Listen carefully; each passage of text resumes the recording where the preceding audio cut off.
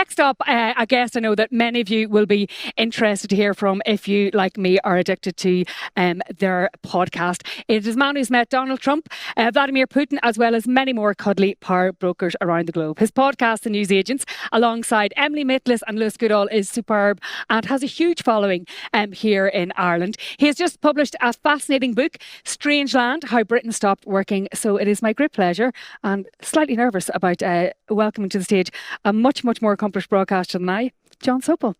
Where are you, John?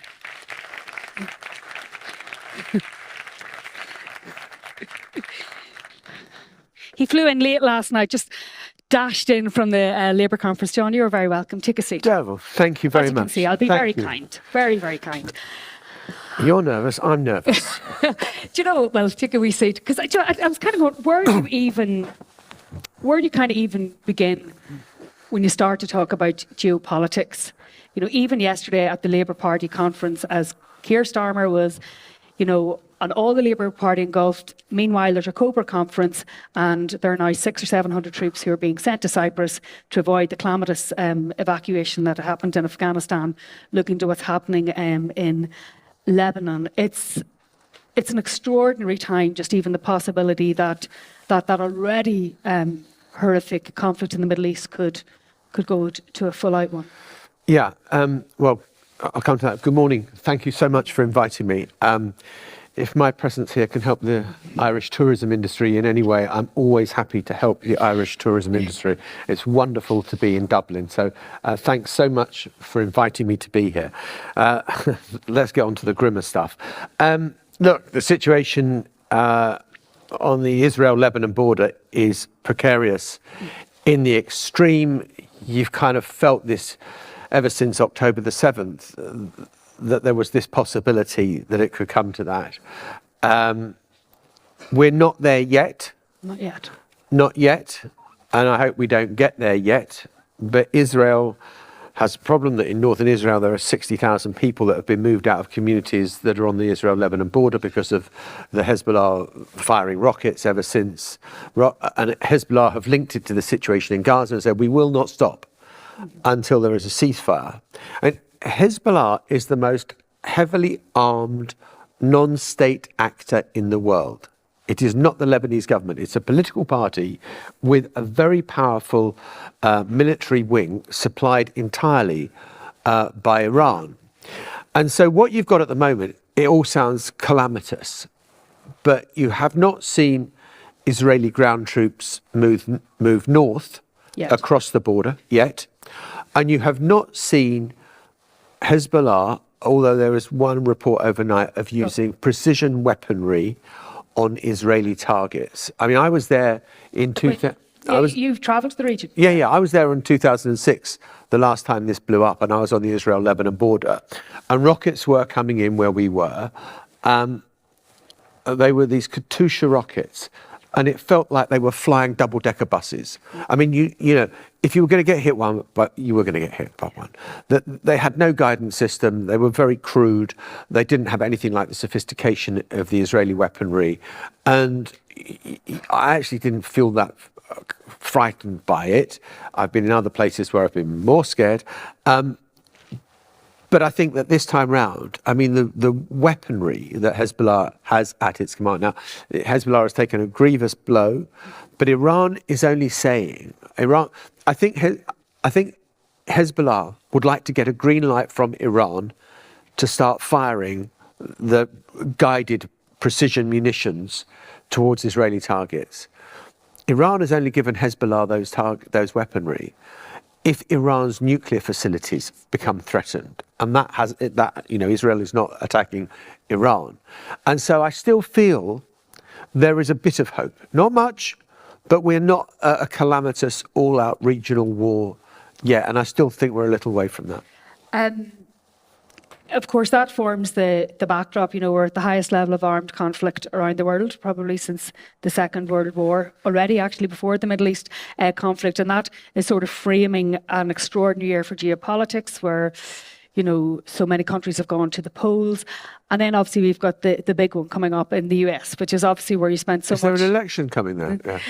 But it's kind of weird. Like, it's been so momentous. I think if you went to a publisher and said, look, I've got a story about these two old guys running for office, and then everything else that has followed, since, it's just been two assassination attempts. You have the guys at Mark Robinson running for the governor, just North Carolina, in North Carolina, who allegedly, contributed to all sorts of adult websites and everything else. But it was, where are we at? Particularly when, and I know the polls, you're trying to kind of track them, but Trump doing strong in the Sunbelt states, Kamala Harris getting a big sweep. You spent so much time there, and it feels that despite everything, it's just a big tie.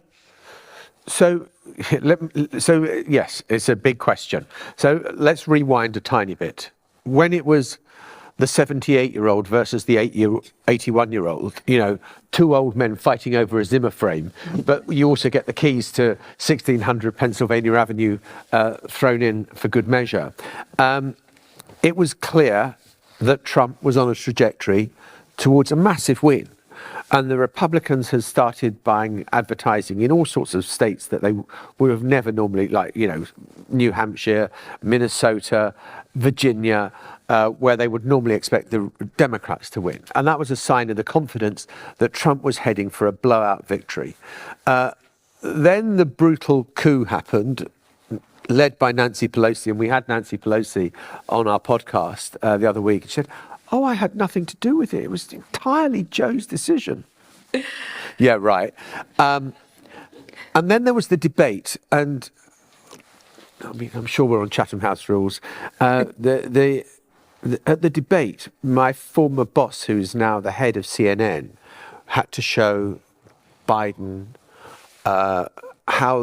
showed him the stage, showed him the setup, showed him how the microphones were going to work, because in this particular debate, it was going to be a rather different setup, where there was going to be, the mics were only live when that person was speaking.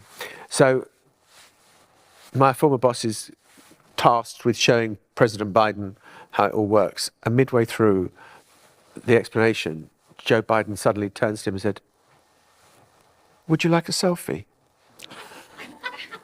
And my former boss said, "Yeah, thank you, Mr. President." And so they do a selfie. And he went into the control room afterwards and said, "I am not sure that Joe Biden is up for this and is capable of this." And apparently the White House 2 days before had thought that there was going to be problems, but thought it would be calamitous to postpone the debate. As it was, the debate went ahead and it was even worse. It was. And I also had an opportunity to speak to Nancy Pelosi, and I asked her, about her intervention and the incredible star power she wields still. And I said to her, will this be as consequential as when, the three congressional leaders had to go to Nixon and say, "Now, look, kind of enough." And she was like, "Oh, no, not at all. I love Joe." And, but, it was the probably... knife went in. The knife went in. And I asked her, I think, do you think that history will...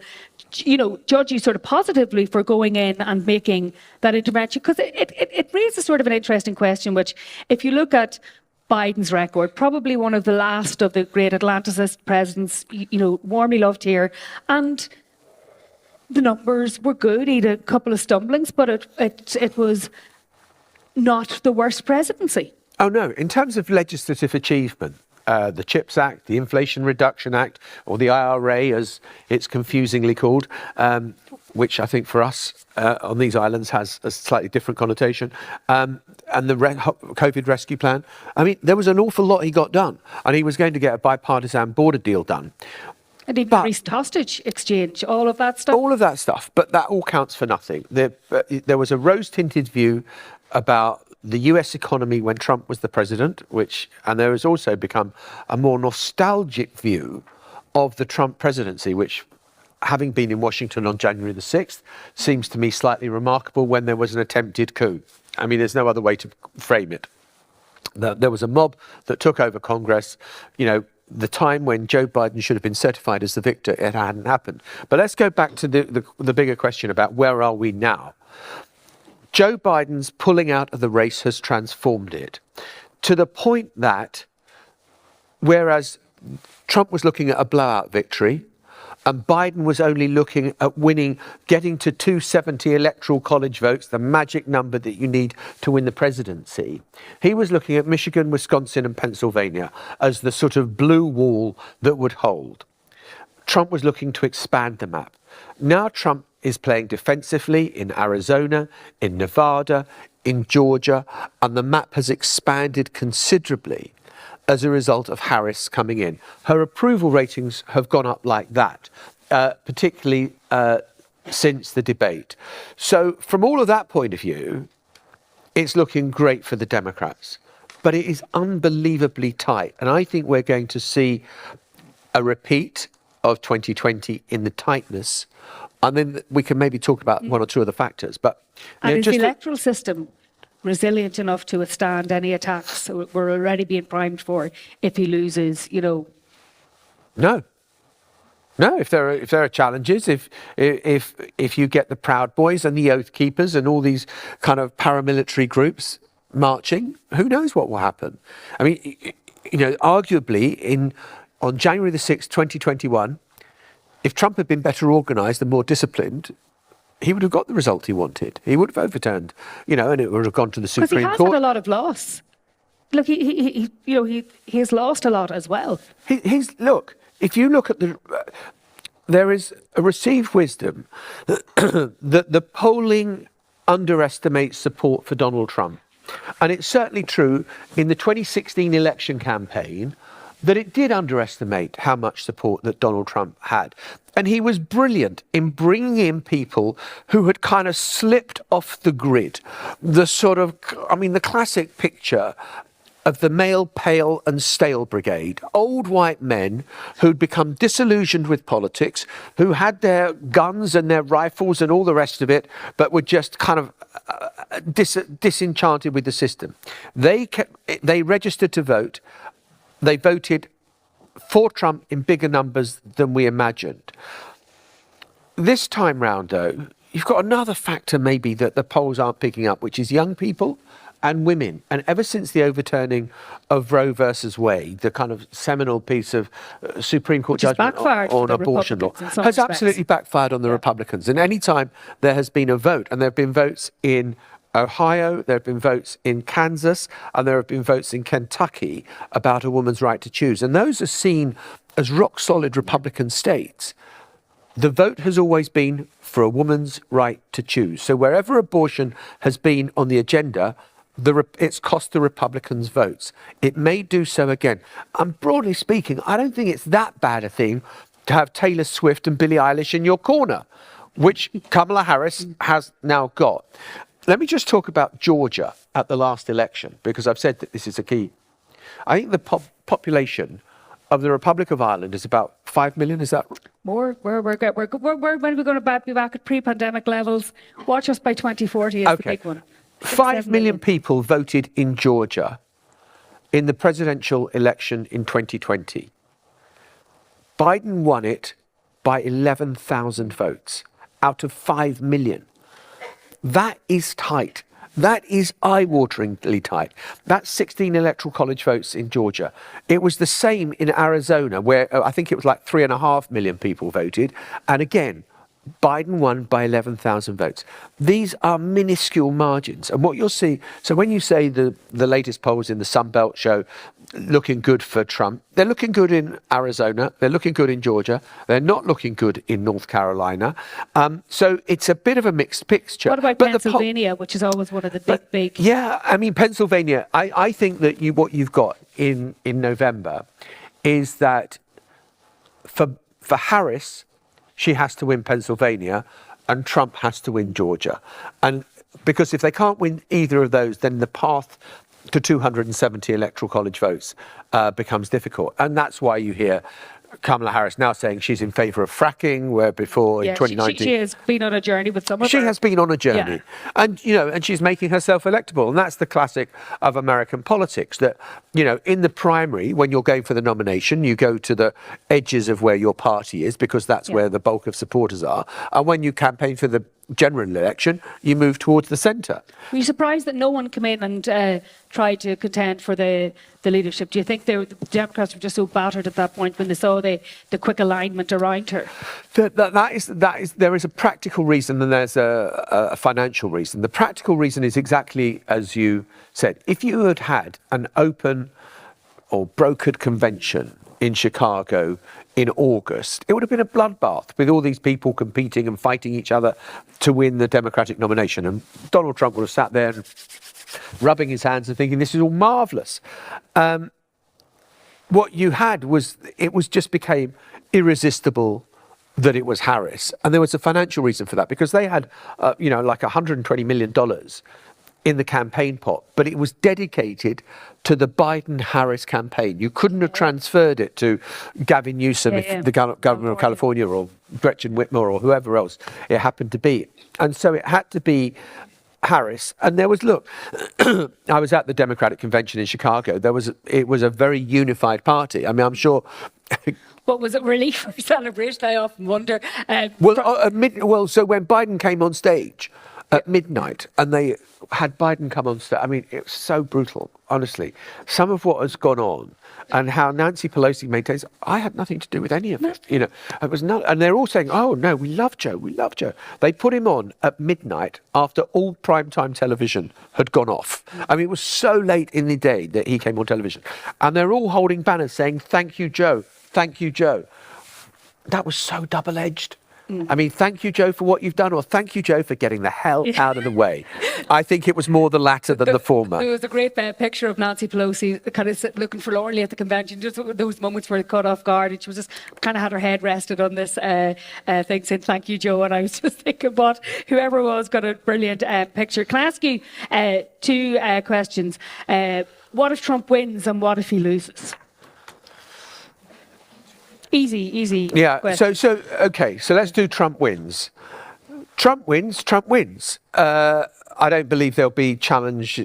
I mean, unless there is absolute massive fraud has taken place. I think that, Joe Biden and Kamala Harris will be at the inauguration on January the 20th, 2025, of Donald Trump for a second term. What he does with that second term does slightly alarm me. There is this whole thing called Project 2025, where a number of former administration officials, and from the Heritage Foundation, have come and written a sort of blueprint. And, without going into a civics lecture on American government, but everyone broadly knows you've got three co-equal branches of government. You've got the legislature, the judiciary, and the executive. And Trump, the president, is the executive. And that there are checks and balances that keep everything in, so that no one has too much power. What Project 2025 does is give a massive boost to presidential power. And I mean, if I'm going to get into the weeds, I'll get into the weeds a tiny bit on this. And they're drawing up that all civil servants will go on to Schedule F contracts. And what this means is that you pledge your loyalty not to the US Constitution, but to the President of the United States. And that's a different thing. So you owe everything to Donald Trump. And if Donald Trump says it, you do it. Now, what happened from 2016 to 2020 is that there were the grown-ups in the room who acted as a block on Donald Trump. And those people would be utterly marginalised if he takes over in 2025. One other thing that is really important. The Justice Department would come under the control of the president.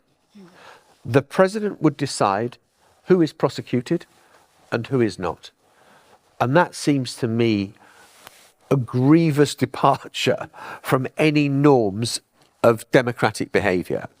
And if he went ahead with that, and you are going after your political opponents, which is what he has said in absolute clear terms he will do, and he will go after the judges that went after him, and he will go after anyone who has tried to bring him down, then that is not the behaviour of an open democratic society where there is due process.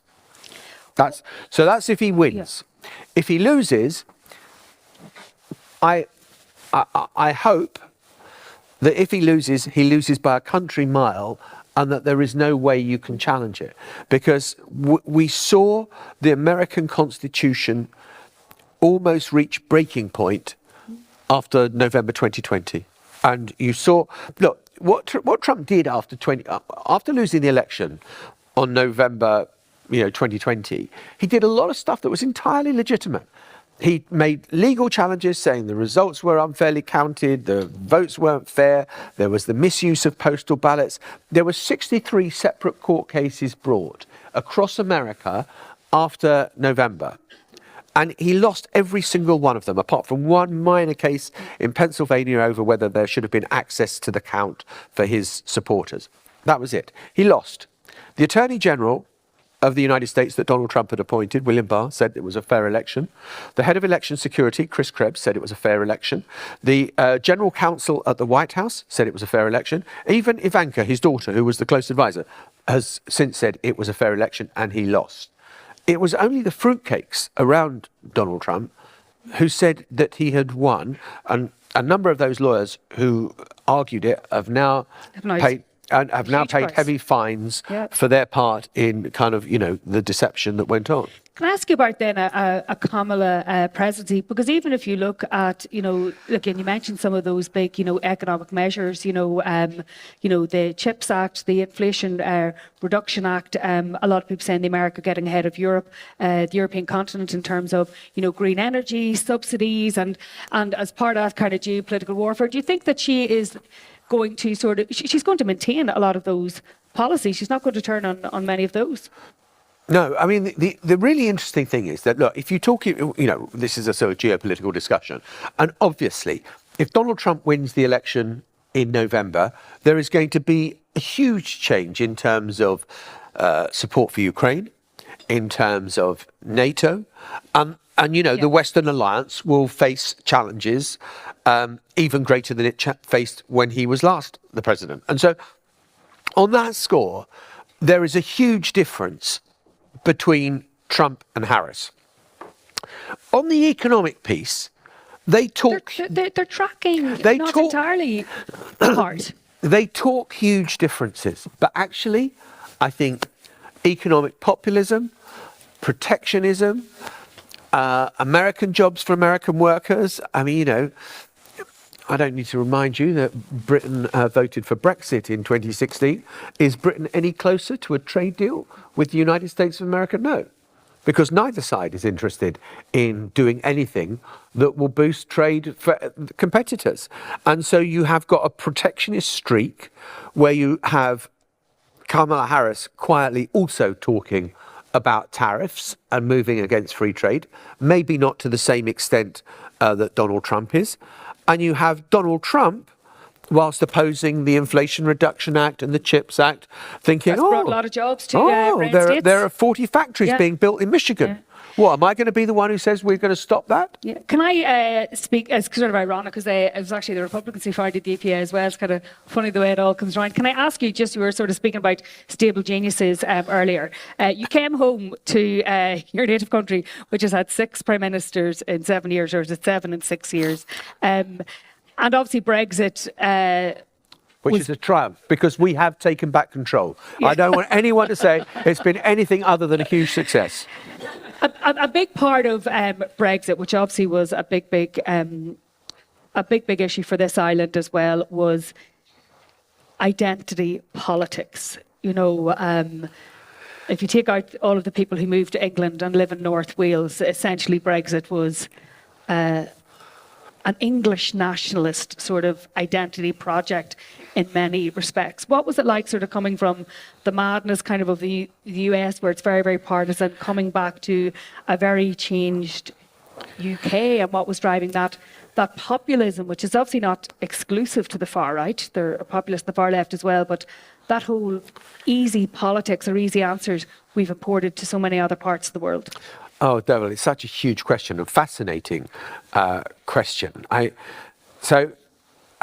first general election I voted in the UK was in 1979. And it was Margaret Thatcher coming to power at the end of the winter of discontent in the 1970s, the Labour Prime Minister, Jim Callaghan, getting booted out. For the next 3 decades, I knew 3 British prime ministers. There was Margaret Thatcher, succeeded by John Major, succeeded by Tony Blair. 28 years, 3 prime ministers. I moved back from the USA in 2022 and we had 3 prime ministers in 1 year. Yeah. You know, we had Boris Johnson, the absolute glory technicolor shit show of Liz Truss, and then we had Rishi Sunak.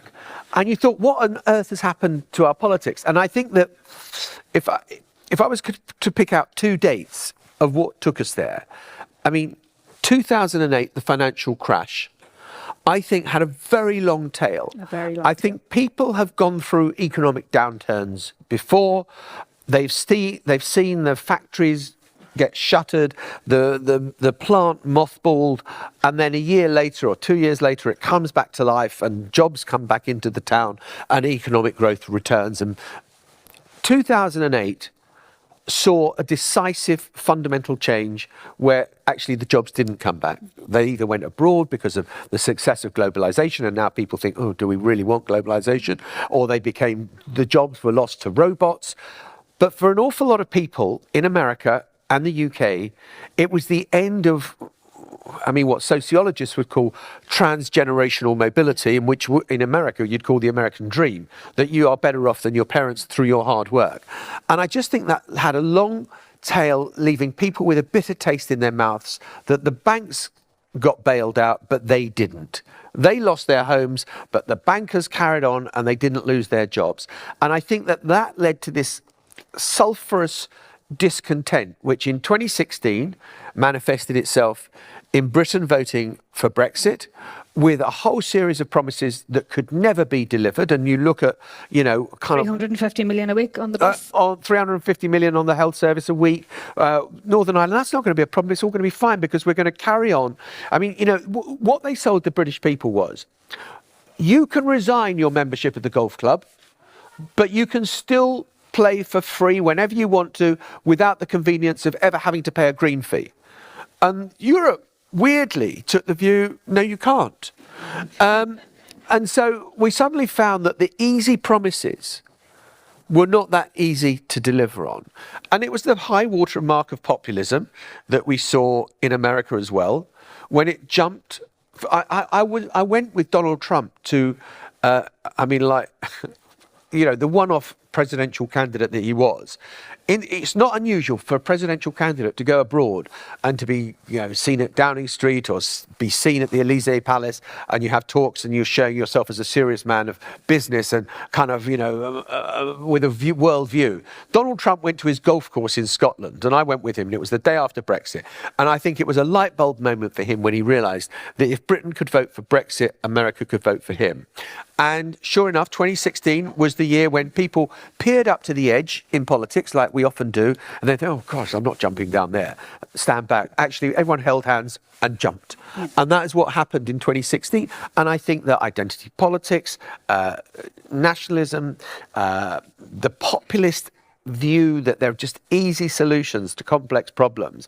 And we all kind of, the old adage, you know, if someone offers you something that seems too good to be true, it invariably is too good to be true. So where does that leave, you know, Keir Starmer? He had something of a loveless landslide, you know. We're not listening to D-Ream or things are going to get better, as you know, he's not enjoying what Tony Blair did. And you've just come back from, you know, the conference, and you know, he promised to come in and kind of just say, I'll be, you know, kind of grey below the scenes, you know, I'll just be doing the work and you kind of won't notice me. And he's coming under enormous pressure.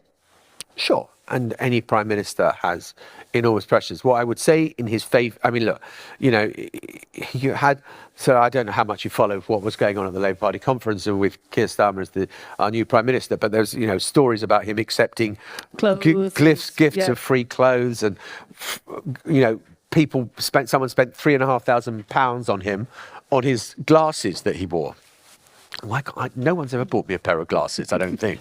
I mean, you know, sort of buy my own spectacles, and it was that was bad. And then there's been a battle going on within Downing Street over who his chief of staff is and how much he gets paid. And then you get, you know, we've got to evacuate British citizens out of Lebanon. You think the trivia, the froth of politics and the seriousness of politics collide. I think to Starmer's credit, he says it's complex. The problems that Britain faces, the problems that all nations face, are complex and deep-rooted, and an ageing population and climate change and, whatever else you've got. But was he coming across then as sort of the way that retail politics goes as too negative then? People, yeah, and then people said it's too negative, and so he's saying, look, we've got to have a long-term vision. But I kind of support the idea that you need politicians who are prepared to face up to complicated problems. But did they get any thanks for it? I think if you've got a clear enough narrative about, within 2 or 3 weeks of him becoming prime minister, we had riots, and you saw, and it was very interesting for me to watch. I mean, horrifying, but these appalling kind of people trying to burn down a hostel or a hotel. We've had our own. I know you have. Too, so is the conclusion from that Britain is a much more racist country, intolerant of foreigners than we thought? Because what happened the next day was that communities were coming out with brooms and with bricks and mortar to repair the damage that had been to the mosque and to the community that had happened. And I just think that politicians of all stripes need to be a bit more grown up about a serious conversation about migration, which is, of course, illegal migration. You've got to secure your borders. You can't have a huge influx of people who are just flouting any kind of rules and just deciding, right, I'm going to set up home here in Dublin or in London or wherever it happens to be. And at the Labour Party conference, he tried to, and he tried to address that. I don't know if he sort of went on the other side in terms of what he would do. Can I ask you, just because migration has been such a huge toxic issue in the UK and elsewhere, but what was fascinating about the difference in UK and Ireland is that you have first passed the post. So whilst it was a loveless landslide for Labour, had our system been in place in the UK, there would be many members of Nigel Farage's party, the Reform Party, in Parliament right now. So what about the Tories and that sort of battle to rebuild the party when he is captured, like Trump, not unlike Trump, has captured so much of the Tory party? So it's interesting. I had a long chat at the Labour Party conference with the guy who was the mastermind of Labour's election victory, Irishman, Morgan McSween. Yes, quite a number of Irish people in the Labour ecostructure. And the awareness that there is of the threat of a populist, anti-immigrant right, and what that could do to the shape of British politics and politics. I mean, and we're seeing it in France, we're seeing it in, Germany with Alternative for Deutschland, you're seeing it in Spain. It goes on. This is real, and therefore you need to be able to tackle the roots of it and, and deal with the issues around it. Not just to say, oh, people like Nigel Farage are just wrong. That doesn't get you anywhere. You've got to engage with the arguments that are causing people to think that the problem is purely a matter of migration, and once we could get these people out, everything would be fine, when it's not that. And, it's... So how do we manage that? Because one of the big questions, John, this year has been, has the centre held in this kind of year poll of polls? And, you look right across the world, India to South Africa, even the way that the left rallied recently in France. But there's no doubt that even though the right isn't getting all-out wins, they are shaping the policy. They are definitely moving politics to the right, even if they're not. Well, you see, I would sort of slightly push back on that. I don't think they are pushing politics to the right. I think there is an awareness that there is an allure of those sort of policies, and that needs to be tackled. And I think that is a grown-up response to it. I think the bad response has been, what we had when the Conservatives were in power was repeated promises that we would get net migration down to the tens of thousands, and obviously with Brexit we will get it down to more or less nothing. Well, we have Brexit, we stopped the free movement, and then the number of people, workers, and the number of people coming into the UK since Brexit has skyrocketed. I mean, absolutely gone through the roof. Net migration of something like 750,000 people. And so you're suddenly seeing that the promises, easy promises, aren't being delivered on. So therefore, to have a more I suppose the problem that in this day and age, and you touched on it with the minister about the toxic nature of being in politics today.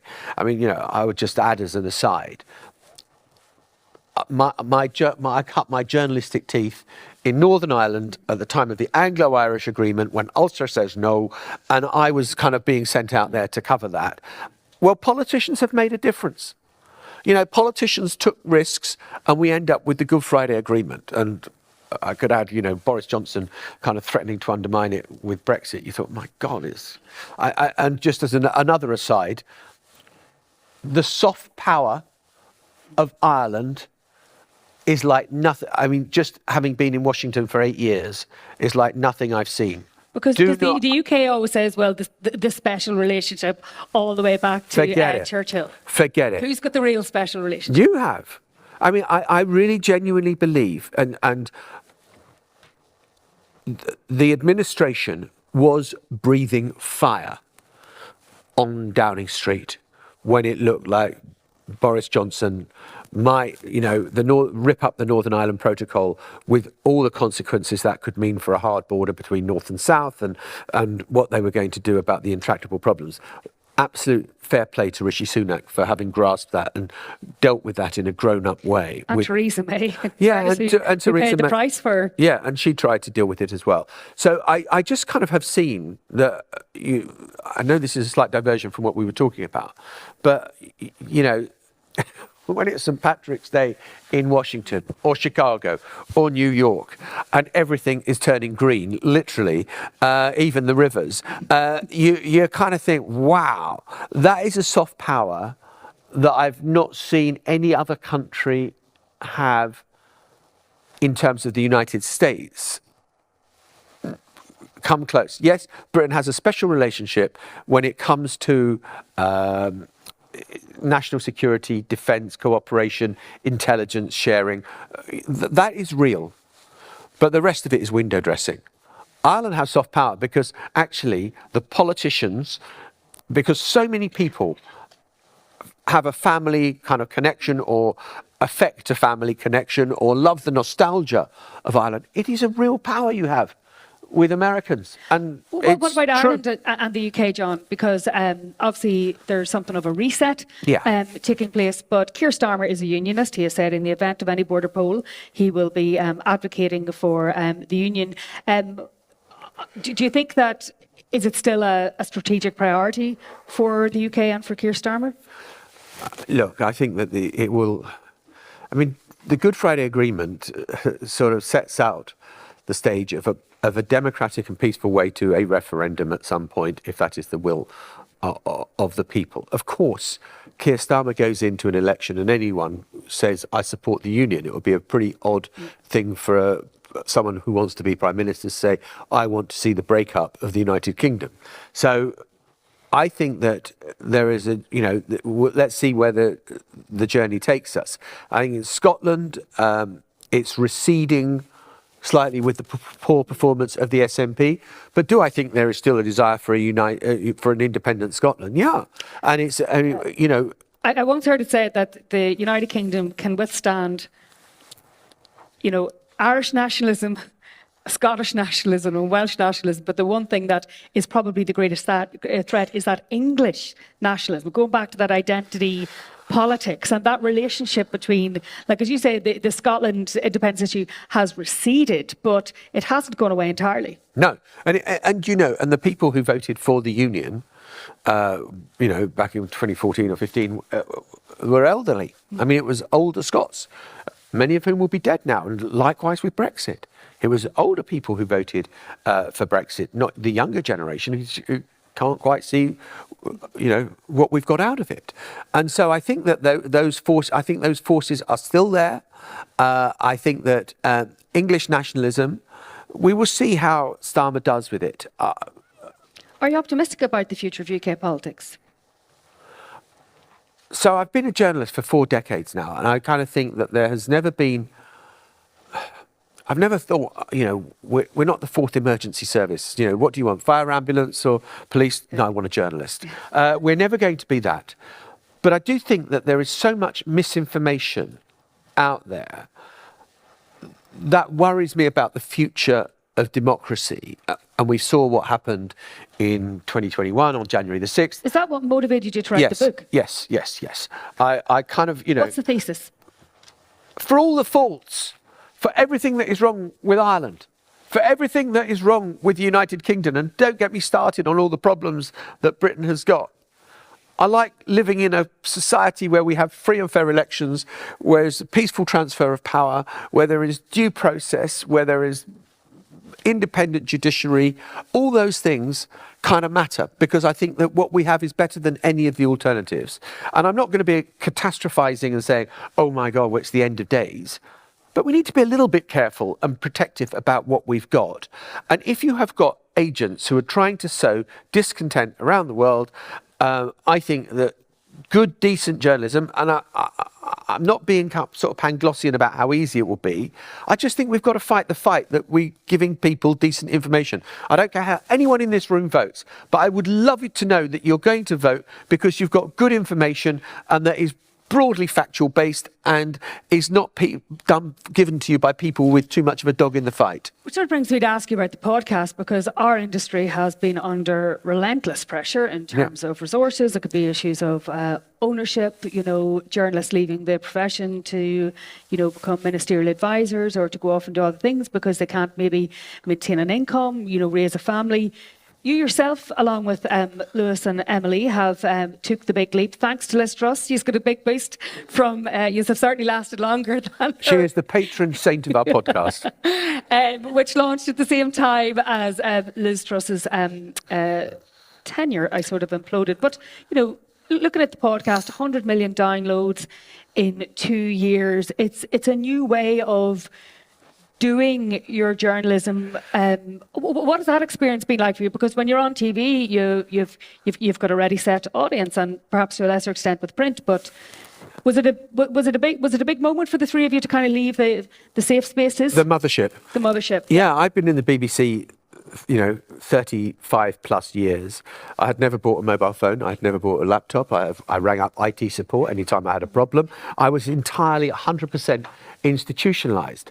But what was apparent was that the audience for the BBC was getting older and older and older for the main news bulletins. And I suspect there's something of the same thing happening here. And I thought, I want to reach, we were doing a podcast on America, which seemed to reach a big audience. And it seemed to me, you've got to reach, if there is all this misinformation out there and young people are not engaging with conventional news, rather than throwing up your hands, as the BBC sort of did and said, oh my God, young people aren't interested in news, maybe they're just not interested in the way that you are doing it. And so I kind of thought, right, why don't we launch this thing? And, I did an event on Sunday night at a theatre in London, and 800 people there. Mostly young people. Can I tell one very quick? Define young. 20. Us. Yeah, you and me. Obviously. So the BBC, so I just moved to America, and the BBC kind of suddenly gets this audience research which shows that young people aren't listening. And there was the sort of return of vinyl was coming back, and people were getting out their old record players. And so the editor of the 6 o'clock news decides he's going to send a reporter to go and to talk to young people to see whether they even know what this is. So a reporter is dispatched down to Oxford Street, which is just down from the BBC's headquarters, and he goes, he's got a plastic bag with an LP in it, and he finds some teenager, and he says to him, hello, I'm from the 6 o'clock news. Do you know what this is? And he goes, yeah, it's an LP. What's the 6 o'clock news? Yeah. That was a light bulb moment. So what is the future? Because it's very, very pertinent here as well. What is the future of public service broadcasting? I think public service broadcasting needs to redefine itself. I think you go to where the audience is. If it means you have to engage on TikTok, engage on TikTok. If it means it's Instagram, go look. Anyone who says in a newsroom we don't do things like that, shoot them, because we have to change. We have to be where the audience is, and we want to give as much of an audience as wide a possible range of information. It's not going to be curated news bulletins in the way that it used to be. It's not going to be people buying a newspaper, but people are still interested in the world. And we've got to engage those people so that they don't go down the rabbit holes of conspiracy theory and nonsense that you see so much of. And it's going to be the fight of our lives. I don't pretend any of it is going to be easy. It's going to be difficult, and it's going to be hard, and it's going to be frustrating. When is the book out? Tomorrow. Ah, look at that. Perfect timing, eh? Available in all good bookshops. I won't put you under pressure and ask you, do you know anything about responsible tourism, because we've run out of time. But what an absolutely incredible guest, and what a brilliant tour around the world from one of the journalists that I most admire. We wish you every success. Devil, thank you. I'm addicted to Audible books. Did you do the... Yeah, I spent 2.5 days in the studio recording the book, and I have every confidence if I ever write another book, AI will have come in, it will imitate it will listen to my voice for 1 minute and produce the book in 1 second. So you got in to do that. Ladies and gentlemen, please give a very, very warm thank you. Thank you so much. That was great. Great. Well done.